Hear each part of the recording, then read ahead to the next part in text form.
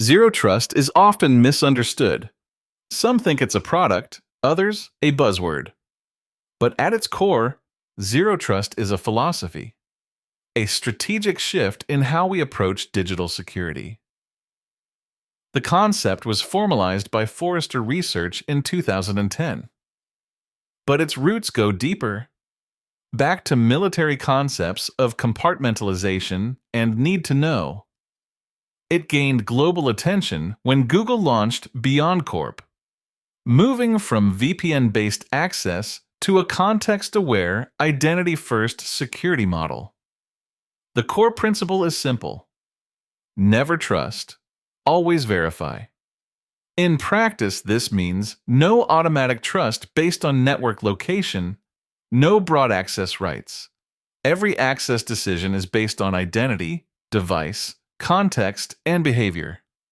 Zero trust is not about paranoia, it's about designing for compromise. Because breaches are inevitable. But damage doesn't have to be.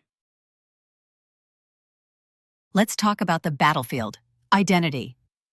In 2025, identity is the #1 attack vector. Why?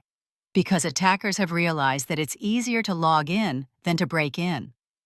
Consider this.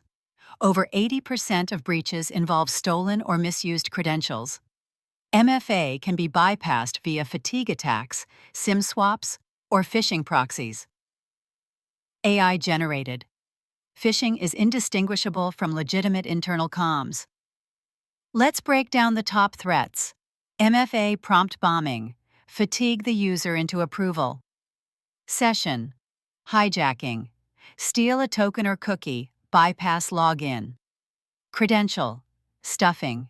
Use leaked usernames and passwords en masse. Deepfake phishing. AI clones your CEO's voice, sends a Slack, gets your admin password. Real-world example. In the 2022 Uber breach, the attacker used basic social engineering to convince an employee to accept an MFA push.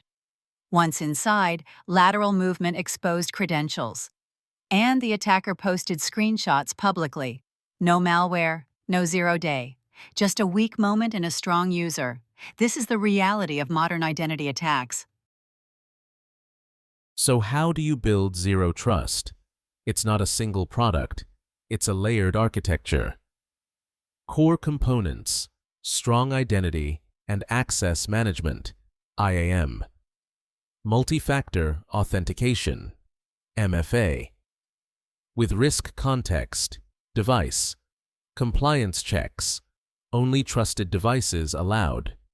Conditional access policies, location, time, behavior. Microsegmentation, isolate sensitive data and systems.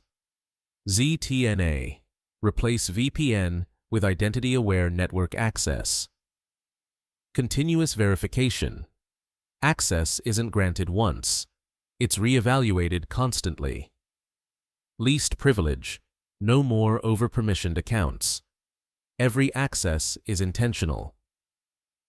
Integration. Tip. Tools like Microsoft, Entra ID, Okta, CrowdStrike Falcon, and Palo Alto. ZTNA 2.0 help enforce zero-trust models in live environments. Zero trust is not about locking down everything. It's about knowing who, why, when, and how for every access decision. Zero trust cannot succeed without governance. CISOs need visibility, accountability, and agility. Governance checklist. Access reviews. Frequent audits of who can access what. Privileged access management. PM. Rotation, monitoring, session recording, user behavior analytics, UEBA.